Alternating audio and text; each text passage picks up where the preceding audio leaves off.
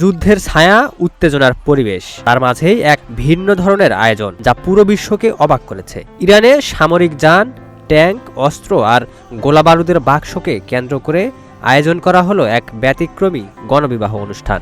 রাজধানী তেহরানে 1000 দম্পতির জন্য এই বিশাল আয়োজন করে দেশটির সরকার। তবে এটি ছিল না কোনো সাধারণ বিয়ের অনুষ্ঠান, বরং প্রতিটি অংশেই ফুটে উঠেছে দেশপ্রেম, শক্তি এবং সামরিক প্রতীকী বার্তা। ঐতিহ্যবাহী বিয়ের সাজসজ্জার পরিবর্তে পুরো এলাকা সাজানো হয় সামরিক পরিবেশে। মঞ্চ বা প্যান্ডেলের জায়গায় রাখা হয় ট্যাঙ্ক, সামরিক যান এবং সারিবদ্ধভাবে সাজানো ক্ষেপণাস্ত্র ও গোলাবারুদের বাক্স। আর সবচেয়ে চমকে দেওয়ার বিষয় হলো, বিয়ের শপথের সময় নবদম্পতিরা বসেন এই গোলাবারুদের বাক্সের উপরেই। অনেক কনে আবার হাতে তুলে নেন প্রতীকী অস্ত্র বা রাইফেল, যা পুরো অনুষ্ঠানকে আরও ব্যতিক্রমী করে তোলে।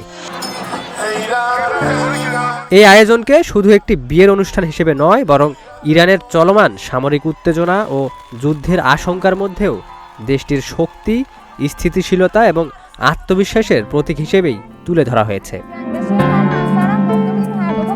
আয়োজকদের মতে এই গণবিবাহের মূল উদ্দেশ্যই ছিল জনগণের মধ্যে দেশপ্রেম জাগানো এবং রাষ্ট্রের প্রতি সংহতির বার্তা দেয়া। যখন অনেক জায়গায় যুদ্ধের আতঙ্ক, তখনই ইরান দেখালো কিভাবে প্রতীকীভাবে নিজেদের সামরিক শক্তি এবং জাতীয় ঐক্যকে তুলে ধরা যায় ভিন্ন এক রূপে। Ekramuzzaman, news flash 71।